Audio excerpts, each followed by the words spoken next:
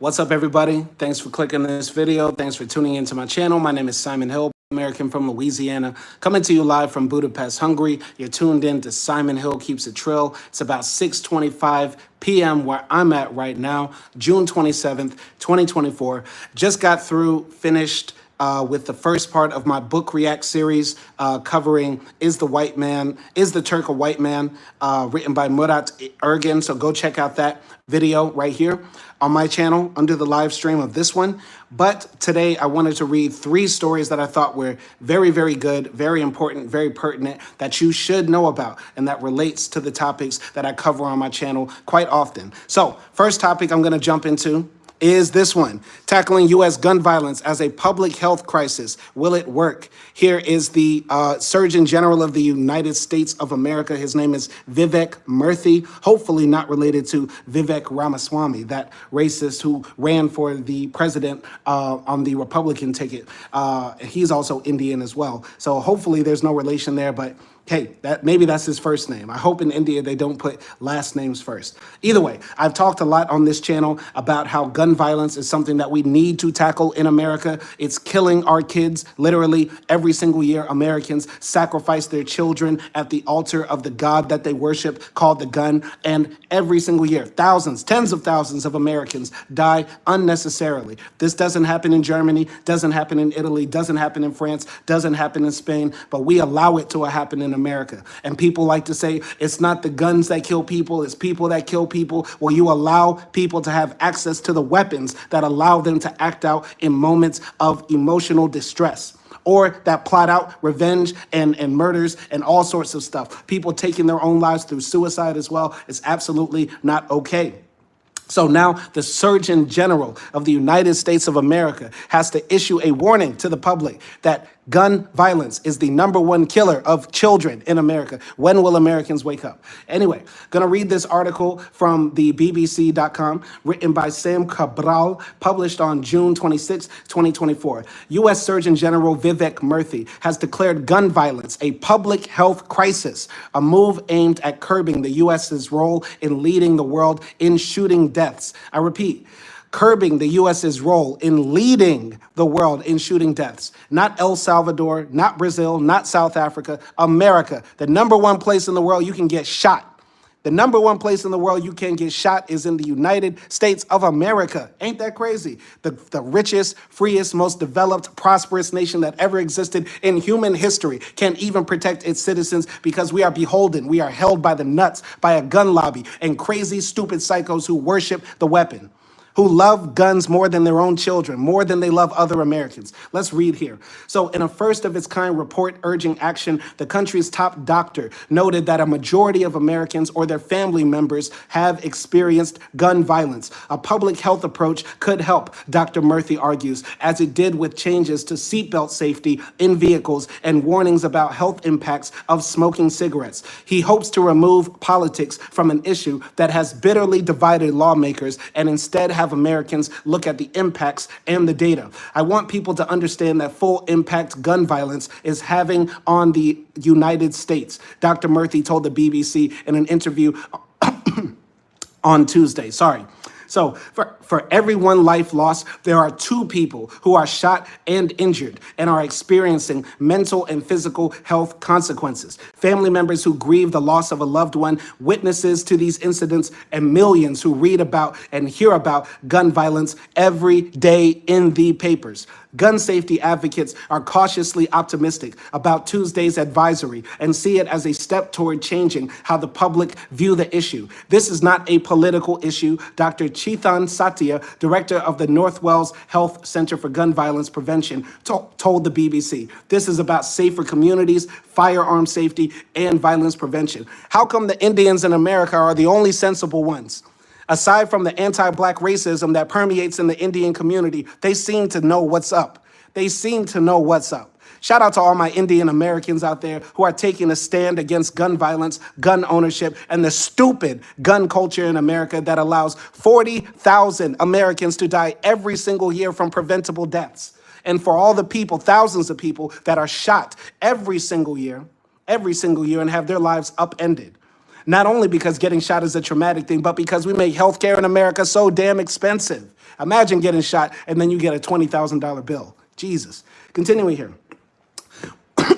While experts acknowledge the 40-page report is largely symbolic and does not force policy change, it is viewed as a step forward in curbing deaths and changing the discussion around guns in the country. Dr. Satya describes it as legitimizing a discussion about using research and public health resources to tackle the issue with public health solutions. This isn't just an issue of we need background checks and we're done, he said. We need a lot of different nuanced policy and strategy to be able to tackle this in a way that makes sense for all Americans. Much of that has to do with recognizing the scope of the problem, according to the report. Since 2020, guns have been the leading cause of death for children and younger Americans. I repeat, this is not my opinion. Since 2020, guns have been the leading cause of death for children and younger Americans. And the death rate from guns is 11.4 times higher in the US compared to 28 other high-income countries, making the issue a uniquely American problem. This does not need to happen in America. They don't have these issues in Canada. They don't have their kids shooting each other and kids getting shot. And once, I know some people are going to say it's the gangs, it's criminals. Criminals will get their hands on guns anyway. Regardless, we know that's true. Regardless if we know that's true, how many countries yearly see their kids slaughtered on national TV? We know this year, if not next year, 20 kids shot in the school, 15 kids murdered in their first grade classroom. And Americans say, I need more guns. I need more guns. I need more guns. Stupid Americans. Continuing here. We don't have to continue down this path, and we don't have to subject our children to the ongoing horror of firearm violence in America, Dr. Murthy said. It will take the collective commitment of our nation to turn the tide. Dr. Jeffrey Swanson is among the public health scholars whose research is cited in the Surgeon General's report. He was a founding member of the Consortium for Risk-Based Firearms Policy, a group that helped lead to the creation of red flag laws, which allowed courts to temporarily bar those in crisis from accessing guns. Red flag laws now exist in 21 states and the District of Columbia. Guns have taken on a symbolic role as a kind of rail in the culture wars, and it's a very divisive issue, he told the BBC. But if we start with 1 square inch of common ground, I think that is an important step. So here are some good old Americans here who probably lost their son. We don't want our son to be another U.S. gun statistic. That's probably true. But John, do you support abolishing the Second Amendment or radically reforming our Constitution to make sure Americans can't get their hands on guns? Jennifer, are you actually for making it much harder for the average American to get your hands on guns? Because if you ain't, STFU. STFU. Anybody who is not talking about radically reforming the gun culture in America. Continuing here, Dr. Swanson, a sociologist and psychiatry professor at Duke University, says this is all about asking the right questions and practicing informed research in order to develop evidence-based policies. We have to actually make some headway in terms of changing the culture around guns, and if you look at public health history, there's a precedent for that, he said, citing previous public health efforts on seatbelt safety and cigarettes. So this is the thing that I think they're getting wrong. Dr. Vivek Murthy, you think Americans care about public health warnings. Nobody was gonna ride or die for seatbelts. Nobody is gonna go to war over cigarettes. But Americans are so dumb, we will go to war over guns that are literally killing our children. So I know you're probably thinking like you're doing the best you can, and salute to you, Vivek Murthy. But Vivek, you have to understand Americans are effing stupid, like the stupidest people on the planet. We know what works in other countries, yet we still choose not to do them. We know that we can afford multiple times over to give everybody universal basic health care, and that would greatly lower the cost that we spend every year on our healthcare system, yet we don't do it anyway. Americans know that it is possible to round up all the guns so that our children are not murdered and we don't have as many mass shootings, if not any at all, like we saw in Australia and New Zealand, but we don't do it. We know right across the border in Canada, they don't have our issues and they look at us like lunatics for worshiping the gun. They know that.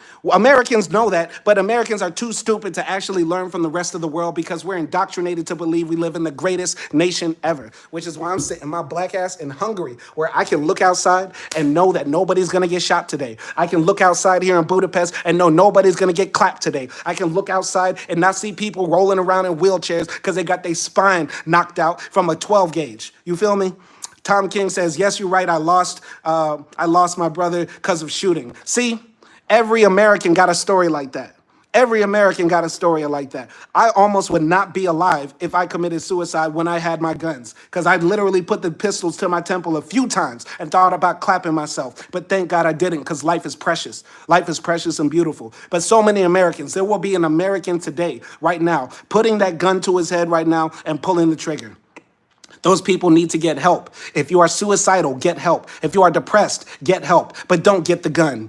Like we do in America, where we allow so many people to waste themselves every single day. So shout out to Tom King. Rest in peace to your brother or your friend or whoever you lost to gun violence, and anybody out there who lost their family members or friends to the stupid gun violence we have in America that is so preventable. Anyway, continuing here.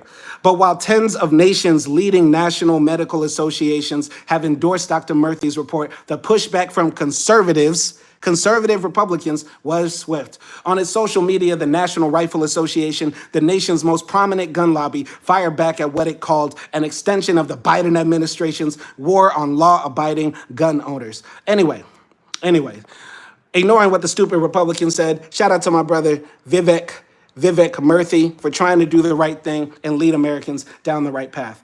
Anyway, I'm going to go to a story that is very, very disturbing, but also an example that the white supremacists come from a lineage of evil, and they know no bounds. We talked about the kids in West Virginia who got abducted by a couple, a white man and a white woman who wanted to work them as slaves on their mock plantation in West Virginia. Let's go to a white man. White man charged with hate crime after allegedly punching black sixth grader. You read that right. A grown-ass man punched a sixth grader in the face and is getting charged with a hate crime. And you're going to realize why he's charged with a hate crime when we read this article here. So this was written by Kelly Rissman, published on June 17th, 2024. I'm reading from Yahoo News. All the links are in the description of this video. A white man was charged with a hate crime after he allegedly punched a black sixth grade boy in Bellingham, Washington, while the student was on a field trip. A white man was charged with a hate crime after he allegedly punched a black sixth grade boy in Bellingham, Washington, blue Democratic liberal Washington state, while the student was on a field trip. Paul Jonathan Bittner, 42 years old, punching a sixth grade-year-old boy, was booked in Whatcom County Jail on June 12th on charges of assault of a child in the second degree and malicious harassment, a hate crime offense in Washington, booking records show. His bail was set at $500,000, all right? Kamba Mongsha said, bro, Copa America is going on. Nobody watches football. Nobody watches football. I repeat, nobody in America watches football that doesn't wear panties. Nobody in America watches football that does not look in the mirror and grabs their male chest and doesn't wish they were female breast. Nobody in America watches football that doesn't think that, having butt plugs is not a good way to go to sleep. Nobody watches football in America who is masculine and manly. I repeat. I'm slightly joking. Because, that's toxic masculinity to some degree. But seriously, football is G-A-Y. Football, international football. I'm not talking about American football, but that thing is G-A-Y. I don't care about Messi. I don't care about Ronaldo. I don't care about skinny European white boys saying, ooh, we are playing football. Nobody cares about that, all right? So y'all enjoy Copa America, and then afterwards tell your boyfriends to check out Simon Hill Keeps It Trill and subscribe, all right? Anyway, continuing here. Court records obtained by the Bellingham Herald revealed that the unnamed 11-year-old suffered a chipped tooth. This 42-year-old man chipped this boy's tooth. That's how hard he punched him, man. He punched him like that security guard punched Sneeko. Crazy.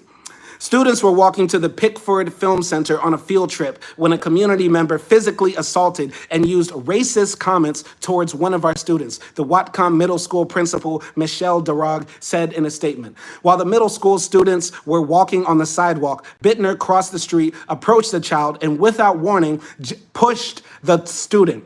Bittner then made a comment along the lines of, "Are you gonna talk to a white man like that?" I repeat, the students were on the sidewalk. White man comes out of nowhere, pushes this black child on the ground, punches him, then says, "Are you gonna talk to a white man like that?" This is what's in their minds. They still think it's 1942. They still think, when they see us walking on the sidewalk, we got to get off. And this story hits close home to me because one of the stories my father used to always tell me when he was growing up in Huntsville, Alabama in the 1960s, a white police officer pulled up to him and his brother while he was walking to school and told them to get off the sidewalk. They can't walk on the sidewalk. And then the police officer drove off, right? And then they had to walk to school every single day. And since then, like my father was like scarred on walking on sidewalks, right? It's crazy. It's crazy. And this white man decided to walk across the street in Washington in 2024, push a sixth grade year-old boy, 11 years old, he's 42, push him down, punch him, tell him, "Are you going to talk to a white man like that?" I wish some black men were around. See, this is the thing. This was in Washington. So there were some brothers who were too busy pogging to actually handle some business. There were too many brothers out there chasing Katie, Stacy, and Becky to actually handle some business and protect this young black boy. Are we serious right now? That's crazy. Anyway, school staff secured the child and rushed him away from the assailant before calling 911 and also walking over to the police department for help, the spokesperson said. As Bittner was being handcuffed and placed in the police patrol car, he made racial slurs and made a statement indicating people should assault them. In the aftermath of the attack, city officials released a video to address the incident. "Hate is not welcome here in Bellingham," Police Chief Rebecca Mertzig declared. Bellingham Mayor Kim Lund called the incident intolerable. "Our hearts go out to the child who experienced this terrible assault and the children who witnessed it. We are thankful for the adults who stepped in to protect the children involved," she added. Principal Darag addressed the assault in a statement posted on the school's website. "We are angry and shocked by what happened today. These events are extremely upsetting for everyone at our school and beyond. We are wrapping around our students and doing all we can to support them." I'm gonna be honest. If I was the parent of this child, I would try to sue everybody. I'm gonna sue the school, I'm gonna sue the county, I'm gonna sue the district, I'm gonna sue the police, I'm gonna sue the teachers who didn't protect my son. You get what I'm saying? Now that's what I would do. And then after that, we're gonna find out where fella lives. We're gonna find out where he lives, all right?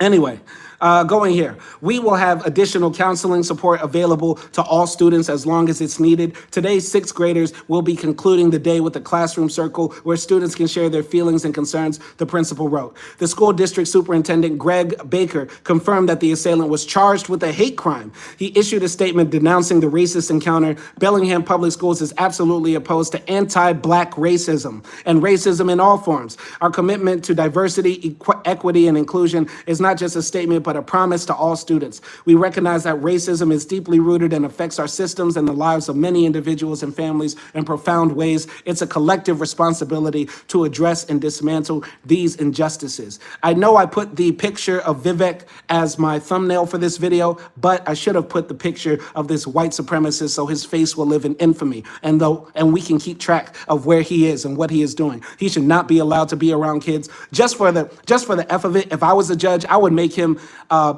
register as a sex offender for the rest of his life so he can never go near school or be around kids or anything like that, and make it really harder for him to date.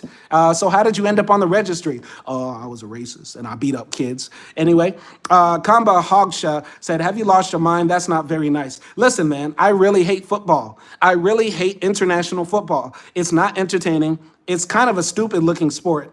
It's a sport that really, if you run really fast and you're really agile, you're good, okay? But when we think about all the other sports, it's a much wider skill set that you have to be good at it, right? To be good at it. And I like contact sports. Soccer is not a contact sport. It's GAY. Soccer is GAY. We let the rest of the world have it. We let y'all think y'all are cool and different because y'all run around on the field chanting for like guys who weigh no more than 140 pounds. And yeah, the worshiping y'all do of the soccer players, it's a bit GAY to me. I really dislike international football. I really dislike the fans. I really dislike the players. I really dislike all the leagues. There's way too many football leagues, right? Premier League and Euro League, and it's too complicated. It's too complicated. International football is really stupid in my opinion. Anyway, last article I'm gonna read today. If y'all didn't hear about this story, there were some brothers who on an airline and they got kicked out by a racist flight attendant who said that the black men smelled bad. And these are black American men, not Africans. If this story was about Africans, I'd be like, oh, okay, maybe I understand. But now black American men usually smell very good. We smell like Old Spice. We smell like Irish Spring. We smell like cocoa butter. We smell like all sorts of goodness. That's why the ladies can't get enough. That's why black don't crack, because we moisturize, lotionize. You get what I'm saying? We wash the body down. We're the only group of people in America that use the washcloth in the shower. If you know about the washcloth, you really black. If you don't know what I'm talking about, the washcloth, then you probably whites, and your gooch probably smell like Death Valley. All right. Anyway, Kamba Hogsha said, okay, what do you like? I like the game of chess. Chess is my favorite sport. All right, American Airlines CEO aims to rebuild trust after black men removed from flight. June 21st, 2024. This was written by Jonathan Franklin for NPR.org.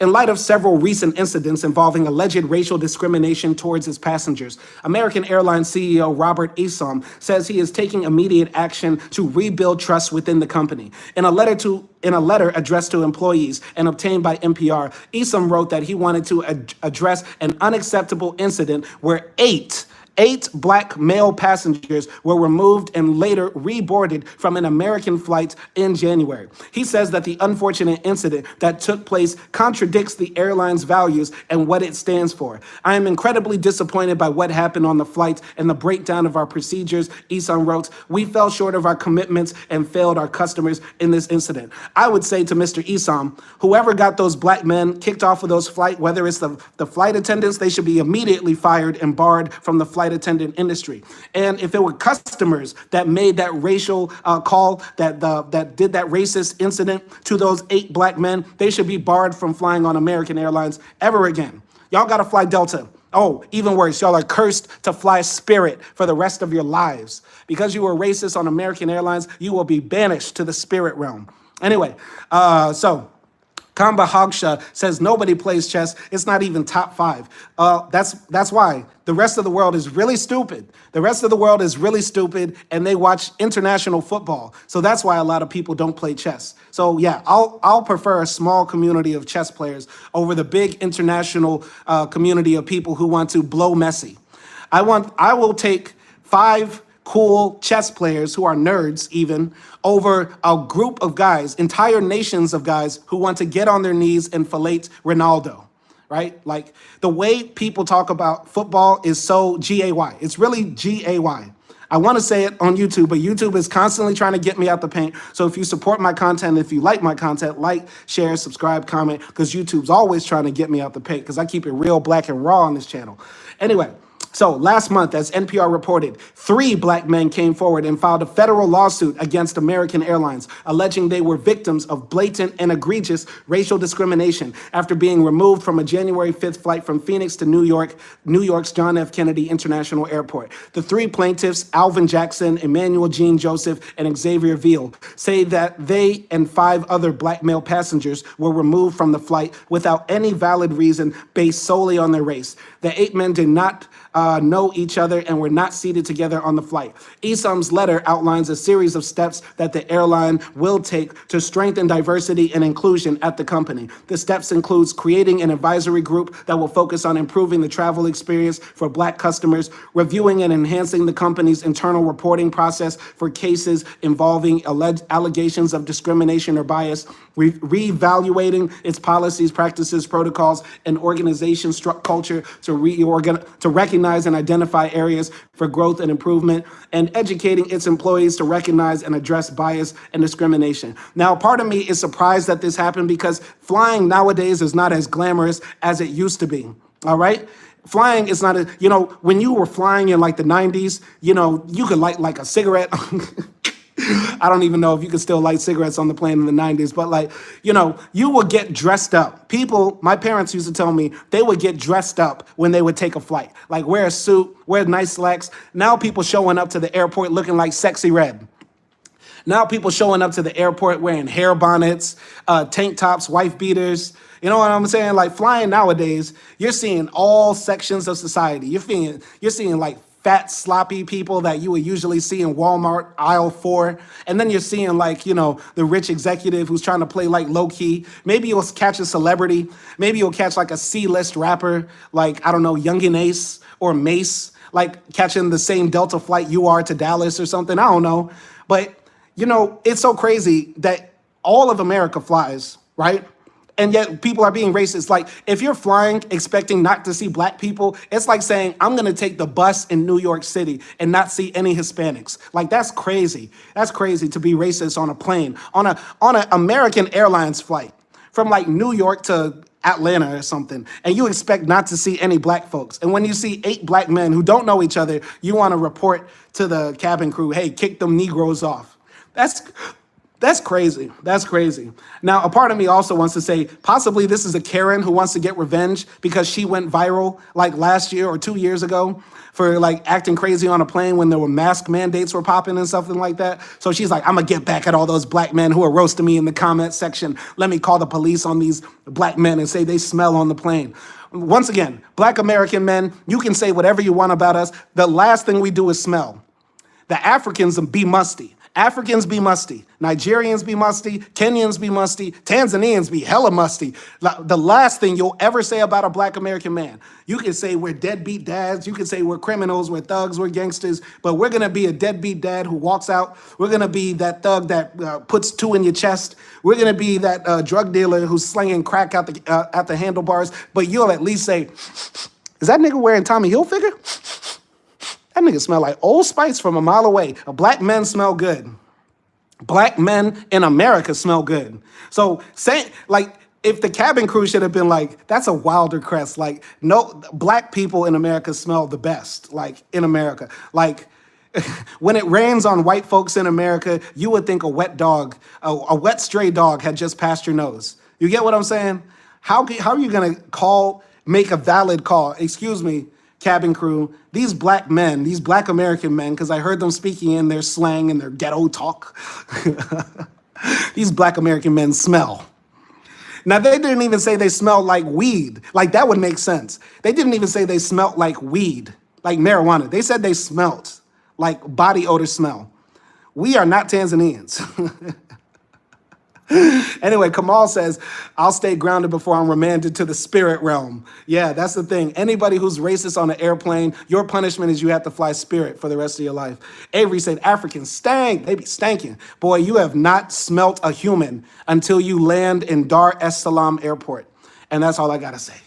All right, continuing here. In addition, Esam wrote in his letter that he spoke with Derek Johnson, president and CEO of the NAACP, about the civil rights organization's concerns amid the most recent lawsuit against the airline. Esam thanked Johnson for sharing his concern and viewpoints, adding that discrimination of any kind is unacceptable and will not be tolerated within the company. In a statement to NPR, Johnson said he is pleased to see that American has taken initial steps to forge a path toward a more inclusive experience for all. While it is unfortunately common for Black customers to experience racism and discrimination at the hands of corporations, it is not common to see such swift and decisive action, Johnson said, adding that he hopes that this approach will serve as a model for other corporations who may find themselves in similar situations. American Airlines did not respond to NPR's request for comment on the letter or whether or not the employees involved in the incident would be terminated. Yeah, they should be terminated.